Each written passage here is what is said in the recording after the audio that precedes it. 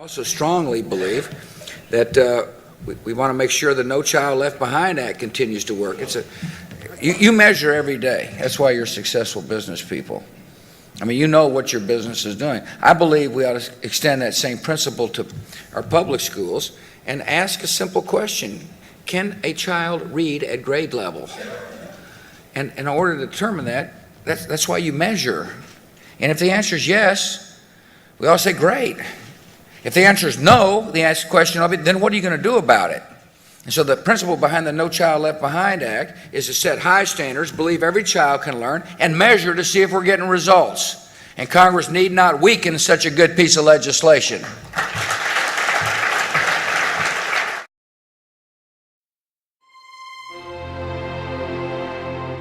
No Child Left Behind was signed into law in 2001 during the early years of the Bush administration. The purpose of No Child Left Behind was to improve graduation rates and statistics of K through 12 students. Although NCLB was intended to improve education in the United States, the final outcome shows quite the opposite. This has many teachers and parents upset about the way their kids are being taught and want more flexibility in their lesson plans. So a lot of people who supported No Child Left Behind probably really were well-intentioned. They wanted the federal government to make state school districts bring all kids to a high bar of proficiency by saying if you want federal money, you've got to have state tests, you've got to have high standards, and you've got to get all these kids educated.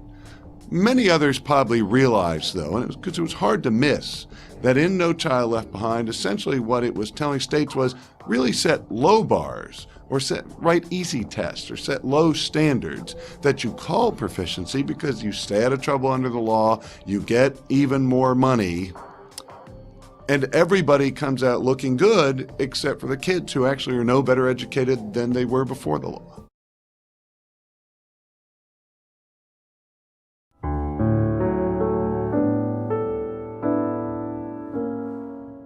In 2010, nationwide scores showed that students were not improving in any subject. In fact, in some states, students were doing worse than what they were before NCLB was implemented. Many teachers blame the fact that standards set by the state were purposely set low so that school districts can get high test scores from its students, thus receiving grants from the government. Many parents believe that their kids are only being taught how to take tests and not the actual material that they will need to become successful adults. It's been 10 years since the No Child Left Behind Act was passed by Congress and signed by President Bush. Today, its performance is beyond dispute. The act came with a massive infusion of new federal spending and federal control, but student achievement has been flat, and states have less flexibility today than before the act was passed. A big investment without much measurable return.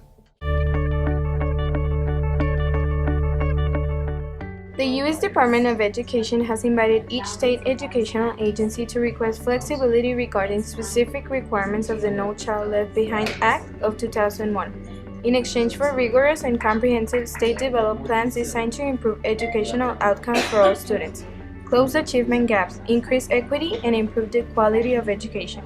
Currently, 45 states, the District of Columbia, Puerto Rico, and the Bureau of Indian Education submitted requests for ESEF flexibility, out of which 34 states and the District of Columbia have been approved.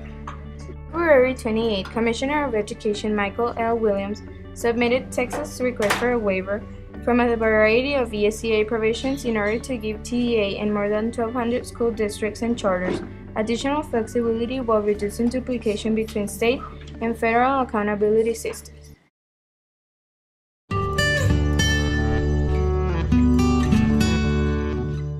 It is not clear whether or not NCLB is a successful program, but with the changes that President Obama introduced, the next generation can have the education that past generations never had.